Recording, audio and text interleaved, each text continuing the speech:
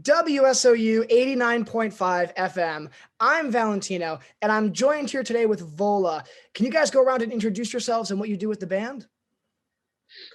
Yeah, I'm Asker, and I play guitar and sing. I'm Adam. I play the drums. I'm Nikolai, and I play bass guitar. And I am Martin, and I play keys. Good stuff. Good stuff. So I know we talked a little bit before the interview started, but the new record has been dominating our charts. It came out in May and it was in the top 10 when it came out. And just now it has reached the top 3 spots. So super, super cool to be having you on today. So I'll just kick it off with a very simple question. How you guys feeling? New record finally out. Yeah, it's really good. It's also with the Corona reaching some kind of end, it seems. It's just lots of good news.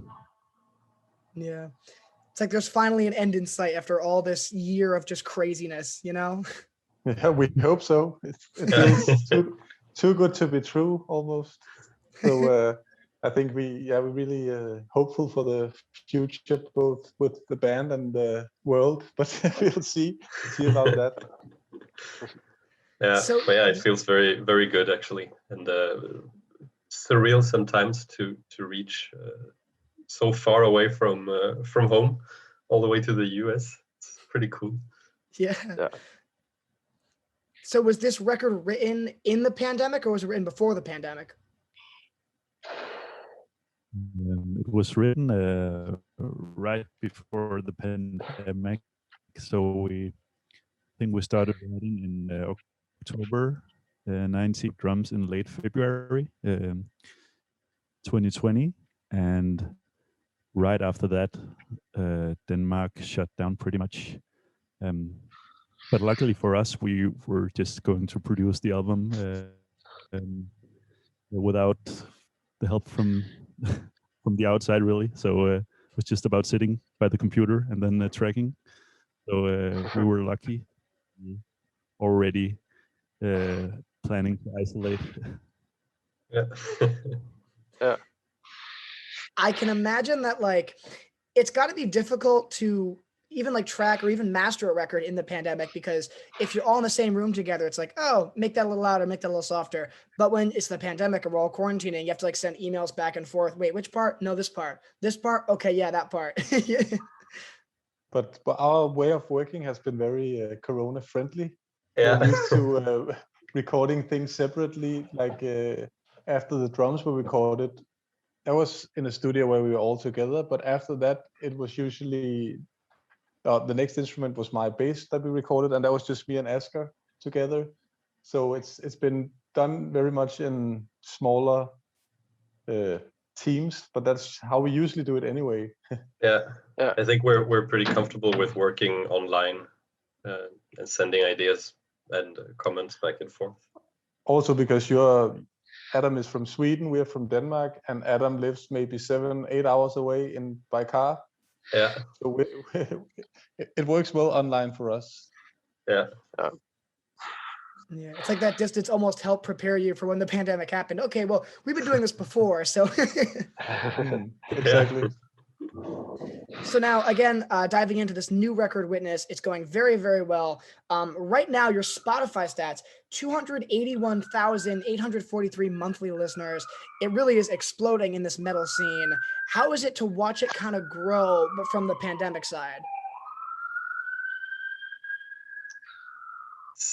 I don't know. It's just crazy. I didn't know what to expect, and then when you see how well it's received, it's so I don't know. It feels almost disconnected in a weird way, because it's like my expectations weren't in the ballpark even. So yeah, it just feels yeah. It was also an Very extra cool. thing. Also an extra thing because of the virus, it's not possible to do the tours. That's the usual way to grow as a band, is to do tours and play live. And since that's been not possible, it's been about finding different ways to still get the music out there. So luckily, you can still go online. And so we spend some more time and resources on music videos, for instance, and to make the release work in another way than if we could just go out and tour the album, which we can't really do. Yeah, we had to think things a little bit differently, but it seems like it's been working out well. Is it going to be like hard when you like finally get to tour again, maybe like in a few months, but you haven't played these songs in like 6 months since the album was released, and even before then, because you guys haven't been able to get into a room together with the pandemic? Is it going to be kind of weird, like almost readjusting to live shows? I think it actually, we just played a small Denmark tour. So in the beginning, it was just like you mentioned, it was a bit weird getting into the groove again, so to speak. But I think after this small tour and some intensive rehearsing before, I think we're pretty much back to where we left off before the pandemic. So yeah. That's super awesome. And I know we talked a little bit before that you guys haven't toured America yet. And I think it's going to be kind of cool, but kind of weird, because typically when a band like goes to a new country or a new place, they have to tour there multiple times to slowly kind of amass a fan base. Whereas you can see already with the WSU listeners that are listening in, calling in, loving this record, all the comments I've seen online is that pretty much when you go there, it's going to be a crowd. Like there's going to be a crowd there to see Vola. That's awesome to hear. We have to see it to believe it, I think. We'll see when we get there, but it's gonna be definitely exciting. But of course we fear that we go there and then there's 5 people and they all work at the place. I love it. So again, diving right back into the record, another question that I have to ask you guys. The album art is one of the most cool, unique album covers I've seen in a very long time. And I think it's tricky to sometimes get an album art that perfectly captures the vibe and tone of the record. But I think you guys definitely nailed it on this one. Tell me a little bit about what that was like, whether it was in the beginning phases of writing the record, at the end when you kind of had all the songs done, when that came to be. Yeah, I think it was simultaneous with us writing, maybe, or maybe also recording, that we were looking on Instagram, for example, for cool art. It's an approach that we like to find something that's already made, and then that we feel connects with the music that we make. And this time, Nikolai, I think, found this image made by Gregor Huber, which we all thought was very cool. And eventually it fit very well with Witness, the title. I think it was quite inspired by that image, actually. But yeah, it was pre-made and something that we all thought was spectacular. So we asked him if he was up for selling us the rights to it, and he was up for it. So yeah, really cool. Definitely. And I bet that's got to be a really cool like aha moment, because you can like obviously spend a lot of time like really writing these songs, diving into these songs, but a difficult choice is, what is like the face of this record going to be? When people listen to this record, what are they going to look at? What's that visual component, you know? Yeah, that's why we like to do it the opposite way, where we instead of getting someone to do an artwork for us, we like to find the artwork so we know it works, because it can be so impossible to tell what will work until you see it, but you just know when you find the right thing. It's the same thing we've done with the 2 previous albums we've done, was we found something that we really, really liked, and that it almost couldn't be anything else. So yeah, but it takes a long time and a lot of browsing on Instagram, like watching many thousands of pictures, and then I just made a list of the ones that I like the most. And so it's time consuming, but you just know it when you find the right thing, I guess. Yeah, definitely. And then you have to hope they are willing to let you use it, and to sell it to you. So that's another thing that can go wrong in that approach. So that's why most people don't do that way. Yeah. It's like a lot of work and there's no guarantee, you know, like you spend hours finding it, but then there's always that sliver of chance that they might just say, sorry, no. But that's the music industry right there, right? True. Yep, very, very true. And another question that I had, and this is, yes, geared at this record, but also just all of your overall songwriting process. I'm sure you get this question asked a few times, but one of the really cool aspects of your band is you fuse that really heavy metal rock sound with a lot of like electronic symphonic elements. And I bet it's got to be a tough kind of line to walk where you're like, we're going to go a little bit more harder rock in this direction. Okay, we're going to get a little bit more electronic and like, you know, symphonic techno in this aspect. How do you kind of balance those two elements when you're writing these writing these songs? Well, I think it's really only about writing something that we like ourselves as listeners, that we feel is missing out in the world. So yeah, usually we write demos and we put them up on a band server, and I like to go for walks and listen to what we've made, and if I feel like it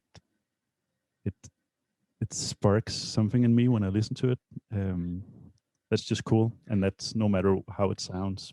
The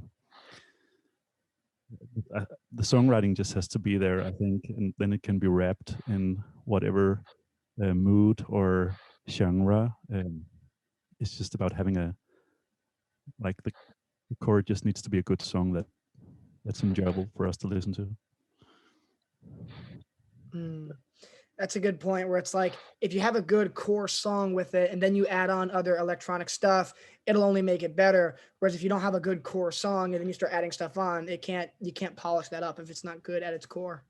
Yeah, I think it's important that it can be stripped down, just be played on an acoustic guitar, for example. If the song works in that setting, it gets a check mark. So yeah. Yeah, and also I don't think that we sprinkle the electronics on top consciously. In a sense, it's more a part of the kind of music and the style that we like. So it's just there naturally, and yeah, it becomes part of our songwriting instincts, maybe. Definitely. And I think it's also cool how you guys can really balance your music. When listening to Witness, for example, it really felt like a cohesive record. I know a lot of people I've talked to have said that as well, where it's not just all of like the same sound or even the same tone. You know, you have songs like Straight Line and Head Mounted Sideways that are more on the aggressive side, and then very like, you know, the chorus is huge. And then you have like stuff like Freak and Napalm, which are more of like a more tame kind of nature. They're not as like crazy. And what's cool is that when you get that balance, it really feels, again, like you're going on a journey when you listen to this record. Yeah, I think that also speaks to the different influences that we all have in the band. Like, I think it's very rare that we listen to actual metal on our own. It's more, at least for me, it's more a rarity, and the rest of like the 80% of what I listen to is a mix of everything. I think we kind of reflect that in our songs. But it's also about finding the right balance for a full album, or because it's, if you have a quiet song like Freak, the next song sounds heavier than it is. If you know what I mean. If all songs are very heavy, they kind of level out each other, so none of them sound as heavy as they could have.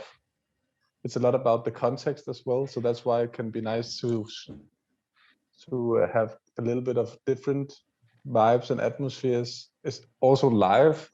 If you just keep on banging, it's at some point you kind of lose focus as a listener, in my opinion.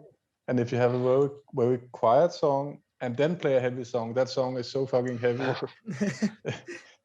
So that's very cool to play around with, both live and on albums, I guess, and very natural to think that way. So it doesn't become boring to listen to because it's all the same formula or whatever. But I think generally, I don't think we thought about the cohesiveness of the album. I think it was written pretty much with each song in mind, that it just has to stand out on its own. So I see it's a bit of like a single collection, this album, maybe compared to some of the two previous albums. Yeah, so I think it was written just like one song at a time. How do we make this as strong as possible? And then I think Witness was just the product of that. Yeah, it all goes back to if these songs can stand on their own, then they can stand in a collective whole. And I even think that like the sequence of these songs also plays a huge role in what you were saying. You're so right that, you know, any song that comes after Freak is gonna sound like incredibly heavy. It just, you want to have those like epic highs and lows of a record. So diving into the next question, I'm sure that also writing this record, I have to ask about the overall pressure, because the sophomore slump, or like, you know, the sophomore album is such a dreaded thing for most bands that like when they have to write their second record, it's always very, very nerve wracking. Whereas as you guys have written your second record, it did well, it's out there. I'm sure that a lot of that like nervousness or even anxiety probably was maybe faded away on this one. I don't think I've never really felt pressured actually making any of these records. Have you guys? No, but I've heard about this, about the pressure. Maybe for the next one. Exactly. Who knows? But yeah, like you say, it's a thing with the second album that bands feel a lot of pressure. But yeah, I don't think we've felt any big pressure with any of these albums. I just have a lot of confidence in the songs, because like Vola is the product of each of our individual music tastes. So it's basically just if all of us agrees that this is a cool tune, I'm pretty confident that our fans and other people will like it as well. So yeah. That definitely makes sense. It's like if you're just writing music that like, you know, you enjoy taking influences from stuff you listen to every day, you're not as focused on like, okay, how do we outdo what we did last time? It's always, well, my influences are changing all the time. So definitely. So now another question that I kind of had is more geared again in the songwriting process, especially with this like new record. This new record sounds really, really technical and cool. And there's a lot of like unique moments, like especially on Stone Leader Falling Down, there's a lot of really cool, the heaviness felt really unique and technical in that sense. How much music theory do you guys like need to know in order to write these songs and have them sound as technical as they are? Or is it more just like baseline theory and then the vibe of however you're feeling when you're writing this?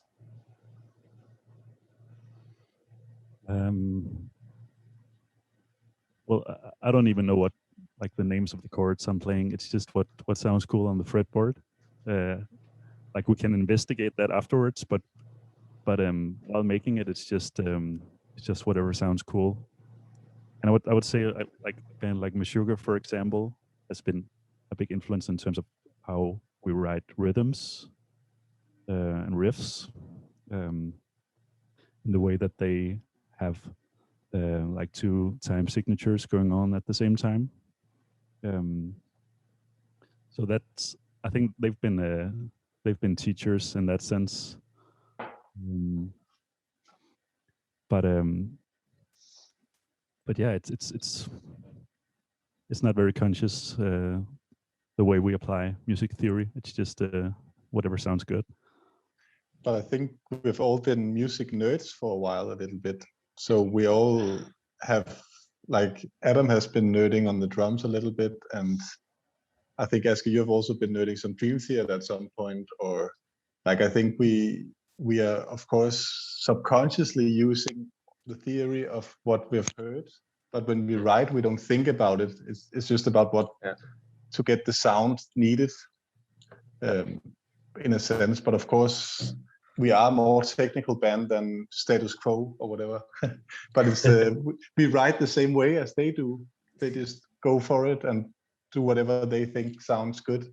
And it's the same way we do. We don't think about that we want to make it as complicated as possible, or we want these types of very complex chords or anything. But a very complex chord might be the right thing for that moment, and then we'll try and find it. Yeah, I guess we just focus more on the songwriting than the technicality itself. And I don't even know what time signatures we play. So even if we went for that, I wouldn't be able to say what's what. But yeah, I think, like you guys said, it's more what feels good. Basically, sounds good. That is awesome, because I know that like music theory has been described to me by a lot of different people as just like a black hole, where like you can start and then you will never stop. You could be like 90 years old and still like being like, I don't understand a lot of this, because it's just so dense. And so it's cool that like, again, the music sounds very technical, but it's more about how you guys are feeling. It's more about the emotion than the technicality. Yeah. Totally, but I'm a theory nerd. I know a lot of theory as well, but I don't think about it when we write. So it's not like we don't know anything either. It's just that it's not that important when writing. I think it's more of an analysis tool. Yeah. And I think that definitely makes it like why the record is doing as successful as it is, because one of my favorite quotes is like from like a math rock band or whatever, and they go, we sometimes are so focused on like, can we do like a diminished ninth major minor chord, that we don't think, does it sound good? It's like, it's all about, does it sound good? Is it captivating to listen to? Yeah, exactly. Yeah. Good stuff. So now another question that I had about this new record, obviously the lyrics are really cool. You have some phenomenal lyrics weaved throughout this, but especially on the song Inside Your Fur, that is the album closer. It's a cool one. It's a funky one. Any insight you guys have into the lyrical content, lyrical depth of that song, we'd love to hear it here on WSU. Well, I was imagining a person that thinks back on a relationship that dissolved, and this person is not really sure whether to hold on to the memories or to just erase them from his or her mind, because they are bittersweet. They're both comforting but also frightening because it ended badly. So yeah, it's about those thoughts about whether to stay or to move on, and I think it's a really cool closer of the album, because you sort of sense this, I hope, desperate cry in the outro, like this repeated vocal phrase about just being stuck. So yeah, I think it was a good choice to finish with that one. Absolutely. And I think, again, that being like the two most important songs, I think, of a record are the first and last song, because it's the opener and then like what you're left with after. And I think lyrically that definitely makes sense, understanding that. And then also even musically is just a perfect closer to the album. So one last question for you today. Thank you so much again for sitting down and talking with me. We really, really appreciate it. I guess the last question I have for you guys, Scandinavian tour 2022. How are you guys feeling? You're going to start playing more shows. And then eventually, obviously, if you ever make it down to New Jersey, WSU is here to support you. We're excited for that. Tell me a little bit about some touring plans, how it's going to feel to get on the road in full again. Yeah, it's going to feel pretty good to like now we've started off with this Denmark tour that we finished, and we're expanding to Scandinavia again. And then hopefully next year we can go back to touring Europe and maybe make our way to the US as well. I think that would be the time to do it if the pandemic allows it. We have a lot of. it really feels Yeah. like Witness opened up a lot of opportunities, like touring wise. So I think it comes down to like which decisions we make, if it's like a support tour or it's a headline tour, or some generally what makes most sense for us at the moment. But I'm sure there will be a lot of touring next year. Yeah, if we are allowed to it. Yeah, would be cool also Yes. to make our way to New Jersey and yeah, maybe do a WSU hang. WSU Yeah. takeover. Yeah. I absolutely love it. You guys are always welcome. Super, super pumped about the new record. Listeners are loving it. It's Witness, available on all streaming platforms now. Thank you so much. Thank you. Thank you. Thank you.